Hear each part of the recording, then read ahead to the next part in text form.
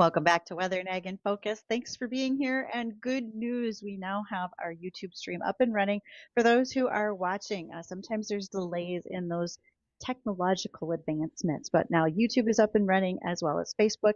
You can find us there under WDAY Weather Nag in Focus, also Acres TV.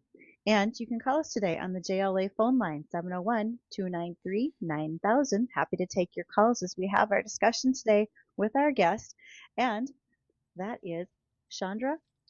I have to get them in the right order. Bolinske-Ziemann. I did it wrong earlier, Shaundra. Sorry about that. No, no problem. That's a mouthful. Yes. It's okay.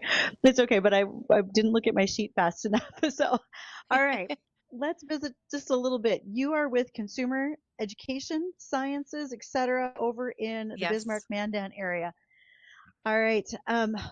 You and I had the conversation about seed oils. Were you surprised too, where all of a sudden people were just raging a fit over soybeans and canola oil and so forth? Yes. This is one that is perplexing for many scientists. I mean, even just in general consumers who aren't scientists. It's when you do talk to people who have the background of understanding in this, they are even perplexed. So I'd love to make sure we get everybody on the same page. Please. I'll share with you both sides. Okay, that's what I like. We're not just going to argue for or against something. Let's talk about both sides of it. So, do, do you have a little bit of history or background, or maybe the two of us can fill in the gap? It's Yeah. not like using soybean oil or canola oil is new to our marketplaces. So, maybe start with a little bit Right. of background. Right, I know it. I I guess I didn't look up the number of we have two types of seed or two types of oils that we consume as humans. Hmm. We put them in the category seed oils, and I think there's 7 or 8 seed oils that have all been around a while. Grape seed, uh, canola is a big one, and it's a fantastic oil to cook with, soybean oil. And then on the flip side, we have fruit oils, like olive oil or Hmm. avocado oil. So kind of the two, and just so everybody knows, my background is in food science. I actually did my master's thesis on soybeans. And it happened to be a little Oh. bit more on the side of pesticides, but I know a fair amount about soybeans just because I was immersed in it. Yeah. Okay, so also under that, we have soybeans, canola. We probably put flaxseed in the seed oils as Yes. well, which is not as common, but can be used. And really, our Yeah. concern here is about cooking, right? These oils are used in so many different ways. And part of the reason that people were looking to use these oils was a healthy alternative to what they felt was already existing as far as animal fats or anything like that. Now, personally speaking, I Yeah. think there's a place for all of these things. It just matters that we do them in moderation. So, Yeah. um, where would you like to start? What are the I first things know. we should I'm should happy to tackle? drive this. Yeah, let's drive it. Okay, good, Well, I know. good. So first I just want to do a baseline qualification statement that I am too somebody who has to make choices for little ones in our home. We have 3 little ones. I'm a mom. I'm very concerned about making sure that I know the most out of, about making choices at the store that I possibly can. So I think what's happened, I mean, this is just me trying to respond to just concerns in general in the food and nutrition world. So remember, I'm a food scientist, not a dietitian, but I do partner with them. I try to stay out of the dietetics realm and how this affects your body, but there's a little bit of overlap when we're talking. And so just Okay. qualifying that, I think my opinion is in the 70s and 80s, we did come up with some products in the market that we are finding now after a generation and a half later or two, uh, that some of those choices weren't the best. An example is creating trans fat as opposed Hmm. to saturated fat. So when we're talking about oils, the dietitians still tell us, the American Heart Association is who we often reference with extension education, that if the fat is in liquid form at room temperature, those are the best ways to consume fat. So seed oils are all, oils at room temperature. And so baseline, it is going to have less bad cholesterol in it to, Okay. clog our arteries. This is what we want to stay away from. So when we're now saying, okay, oils have been good forever, what's going on? That's Hmm. actually the response to this hubbub. So, uh, without getting into the specific type of oil, because in general, if it's in oil form, the dietitians tell us it's great. We do talk a little bit about smoke point, but I'm just going to give you a little bit of what I think I'm hearing that might be a concern, Hmm. Okay. so we can sort of debunk it. How does that sound? Okay. Uh, That and if sounds we really don't great. cover, oh, thank you. If we don't cover something, please, I invite your calls in. Okay. Okay. So Yes, yeah, let's get rolling on some of those. I'd love to hear what you've I got, know, Shaundra. right? Right. I mean, the first one that comes to mind is the way that the oil is processed. So, fruit oils by nature have a higher percent oil. So the olive itself is very high in, lipid concentration. And so olive oil, fr- uh, as well as avocado oil, I'm even thinking a little bit coconut oil. They are pressed. It's literally a press process in order to extract the oil. And the Hmm. earlier the press, the more, virgin it's called. Extra virgin is the very first press. And Hmm. some argue that there might be some, positive phytonutrients in there in that first press. And on the flip side with seed oils can be pressed, but it is much harder to extract the full amount of oil. And so when we're talking about waste, which is a subject right now that is a huge priority for USDA, decreasing food waste, when it comes to pressing these oils out of the seed oils, it certainly can happen, but at a very much lower percentage. And so what we figured out is to be able to extract it by using a solvent. So versus press, it's Hmm. an extraction. And this Okay. seems to get folks in a, a little bit of a, how does this happen and what is the process? So Right. yeah, so there's a solvent most commonly called hexane that is used. And Hmm. hexane on its own, uh, if it's inhaled or consumed at larger amounts, it's a six carbon chain. Uh, it is toxic to humans, but we are Hmm. not consuming this. And so here's the thing that I like about the using hexane in the extraction process. So what it does is it pulls it. Actually, there's a positive here. I want to look at my notes to make sure I'm saying it right. But when we go to extract uh, the oil, that is the whole point of our, you know, process, we actually can bring along some phospholipids, some chlorophyll, some things that are good. And that hexane brings Hmm. all of that along, and then it's further processed. But so the companies that produce seed oils, actually, when they do use hexane, it's fairly expensive, and they Hmm. want to, the companies actually have an innate reason to recover all of that hexane. And so usually about Yeah. 99% is recovered. Very, very minute amounts might, because it has a very low boiling point, so it might volatilize out, becoming a gas in the environment. But there are programs around the safety of making sure that it's recovered. And because it's expensive, the companies want to recover as much as possible so that they can recycle and reuse it. So that's the novelty. There is an innate drive for the companies to make sure that they recover it. And in the world Okay. of So hold chemistry, on right there, Shaundra. yeah, Just one. Okay. Let's we got yeah, a quick touch on news. When we come back, I want you to continue. I want you to continue you got it. answering those types of questions for us because I really appreciate it. This is a great technology driven discussion. For those of you who want to make sure your technology runs smoothly, don't forget to get a hold of Chris Sherman over at techsupportfarm.com because he will help you do that with your own IT, your work on farm, in between the tractors and the servers in your office, etc. So We'll be right back after the news.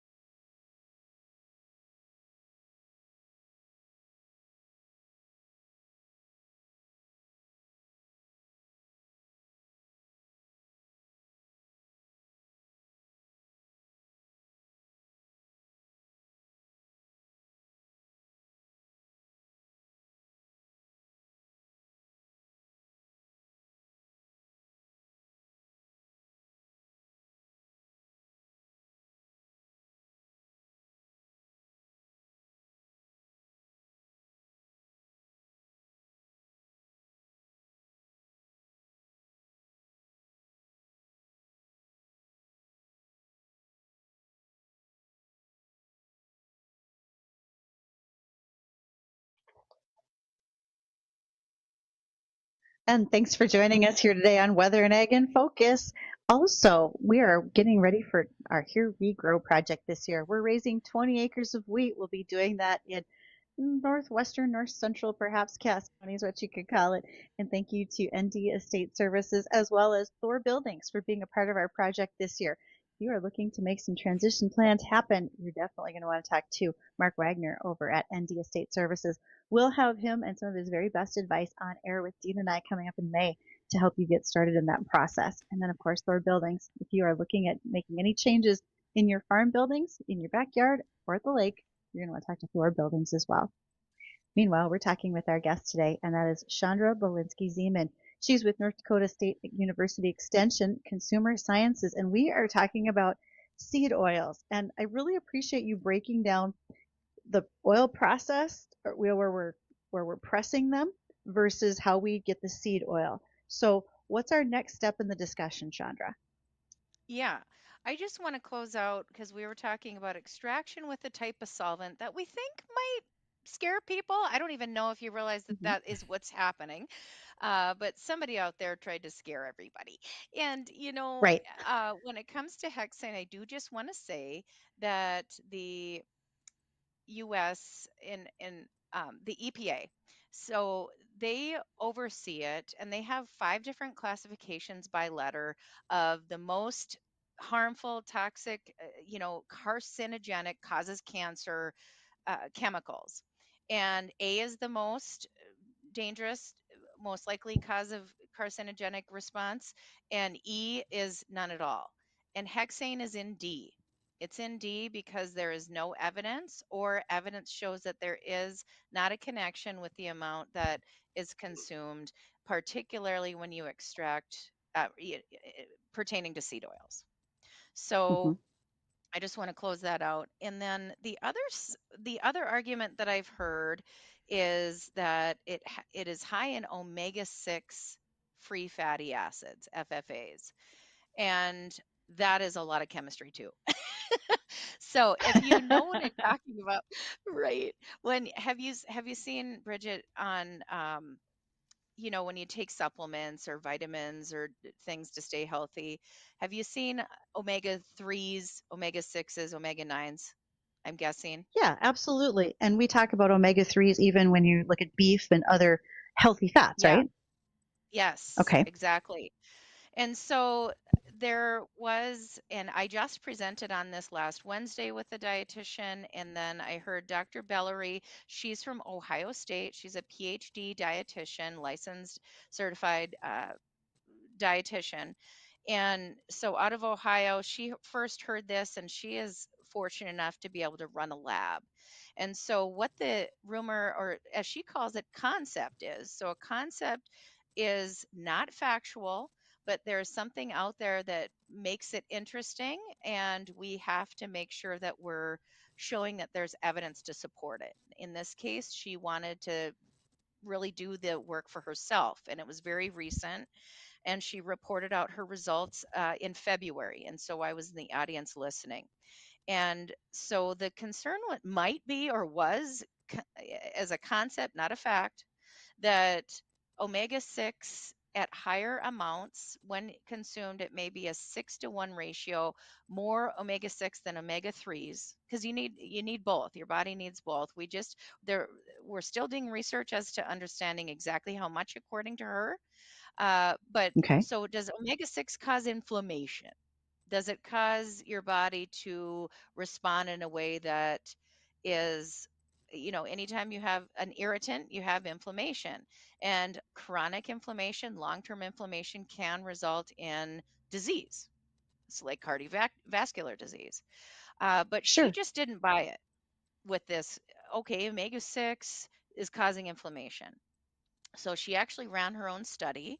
She had a hard time finding funding, but she wanted to debunk this a little bit. And Hmm. so she wasn't able to do a double blind study, which means, okay, both the researchers and the participants don't know what they're getting.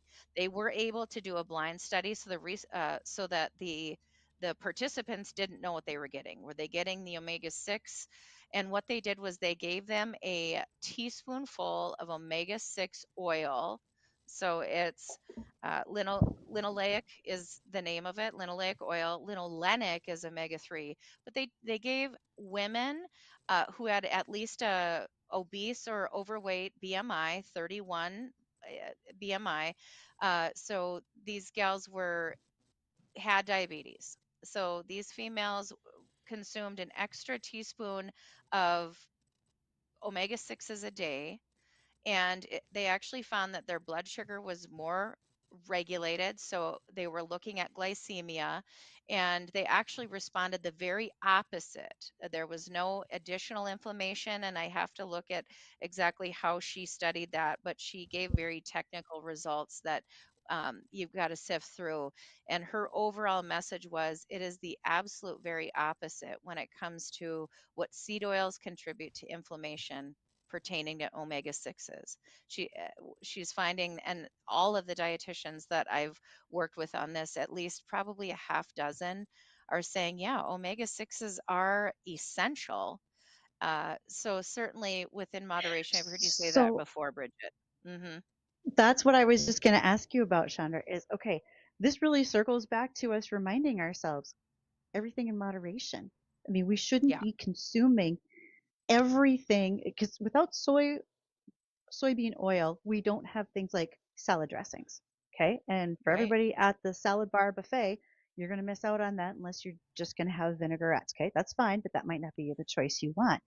Right. Personally, I really like canola oil as a cooking oil, but I don't use it in every single meal. I break that up with butter and other things. So no matter which way we circle around, right, we just have to do things in moderation. Yeah. 100%. And in the case of, I mean, remember, this is oil that we're talking about. So you're Hmm. already starting out in a better place, because what happens when your body breaks down and goes through metabolism, you're digesting your food. Yep. Um, the, you the more unsaturated, okay, this is chemistry again a little bit here. The more Yep. unsaturated the fat, the better. So Hmm. unsaturated means that it's liquid. If it's saturated, it's in more of a block solid form like butter, or some of your, Crisco. palm oils. Yeah. Yep, Crisco. Because And I mean, so I know Dean just laughed, but seriously, That's what my everybody's parents grandma used. cooked with Crisco. Oh, all yeah, that's all Okay. they cooked with. Yeah. I totally. Thanks for saying that. Because what's happened is we went through a 20-year period where we were trying to fake out nature. Okay, that's how I would say Oh. it. And so Uh-huh. Crisco is created in the lab, and it's 100% trans fat. And Hmm. so they have now Crisco is a brand, but it is hydrogenated soybean oil. And so we are not Hmm. hydrogenating anymore. We know that, and what trans fat is, let me just say quick. So we knew that saturated fat is not the best. Okay, so it can clog Hmm. our arteries and we need to be careful. So what trans and so saturated fat can increase your bad cholesterol. So we created trans fat, and all we did was we just took one bond and flipped it, and so it's no longer on the same side; it's on the opposite side, called trans. Cis is on the same Hmm. side, trans is on the other, trans fat. So then what happened was we found out after about 20 years of this that trans fat not only increases our bad cholesterol like saturated fat can, it decreases your good cholesterol. If you know anything about cholesterol, it's hard to get that good cholesterol up. Right. And so Right. I'm going to just pause for a second and appreciate people being very, what's the right word, Bridget, where you're concerned, you're not totally sure, skeptical, right? I think they're I appreciate, skeptical and curious. I'm so glad that yeah, people are curious, but Chandra, the fact that you're willing to talk about these things and you're not doing this in an emotional, accusatory way, you're just saying, hey, from a scientific perspective, this is what it really is. yeah, yeah. And I want to find what could potentially be the cause. So that's what I'm sharing. The two arguments that we're hearing, and the food scientists and dietitians. Dr. Decker spoke out from University of Massachusetts, and Dr. Bellery from Ohio State. Just two examples of folks. This is their area. This is their where they're currently researching at their universities, and it's just not adding up. Mhm. the Mhm. concern about seed oils. So I think the only thing we didn't talk about is maybe smoke point. So Sure.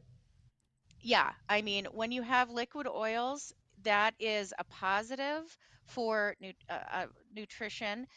They can oxidize. That basically means rancid. And so when you store, actually, Dr. Decker, he stores all of his oils in the fridge, olive oil too. So if you want to prevent that, it's just simply minimizing how often oxygen is exchanged from the environment. So capping it only goes so far.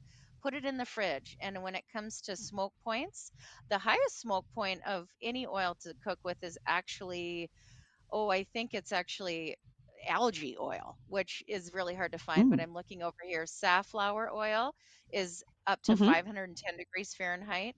Refined avocado oil is about 520. So I always know avocado oil as being the highest smoke point, actually. Yeah. It's a spread depending on how it's processed. So 480 to 520, depending on what's still there naturally. Soybean oil is right behind it. Mhm. And so soybean oil is at about 450 degrees. So it's a good oil to cook with and bake with, which is typically what you're going to find when you see vegetable oil in general on the shelf. And Shaundra, our discussion.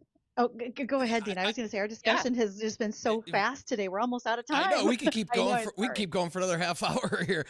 Shaundra, Right. what would you say is the biggest misnomer that you would like to kind of squash that people still believe to this day about oils? right. Okay, so the biggest one about oils,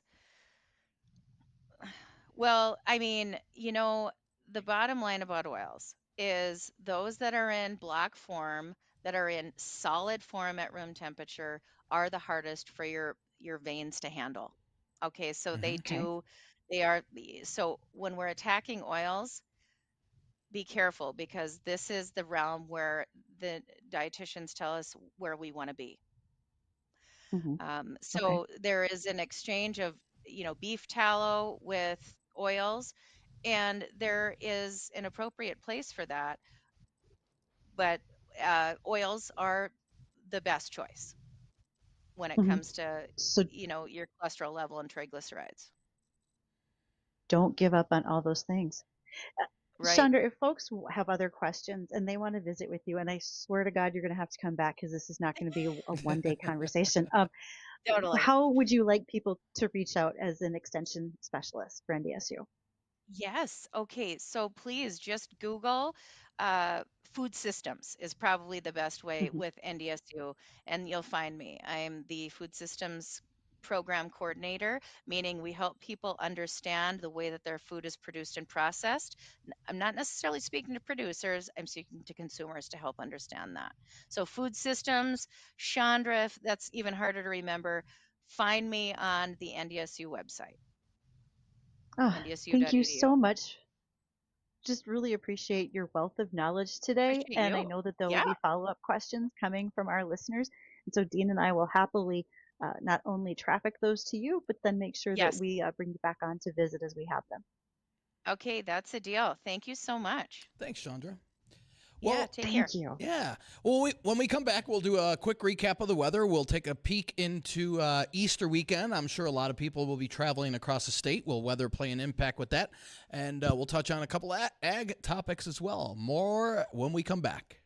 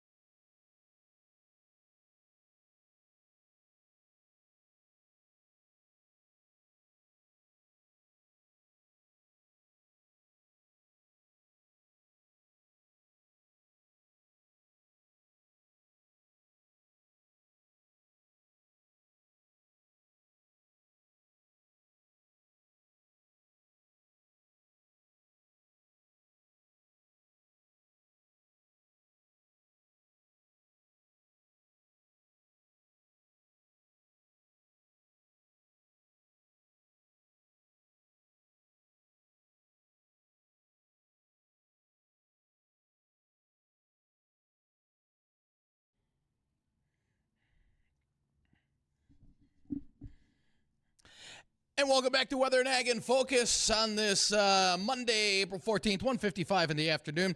Quick recap of the weather. We do have some scattered showers throughout the FM area right now, continuing to pop up on radar, moving from northwest to southeast. And we'll be continuing with these through about 4 o'clock, and then they'll start to diminish a little bit.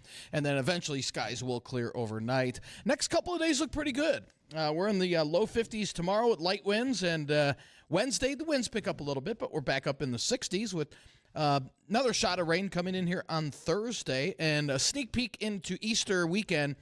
It's going to be a cool start on Friday. Saturday looks nice. Sunday looks mild, but we could see a chance of rain coming in late in the day on Easter Sunday, probably after mid-late afternoon, coming in from the south, so a little sooner in the southern valley than the northern valley on Easter Sunday. But travel plans across the Dakotas, Minnesota look fine.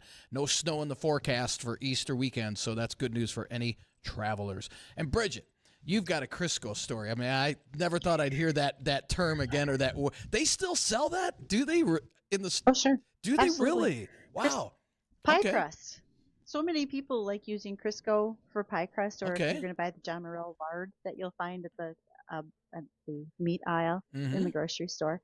Okay, actually, this was told to me by my English teacher in high school, and she had run across an older farmer who, unfortunately, through the years had had a very limited education and was not able to read.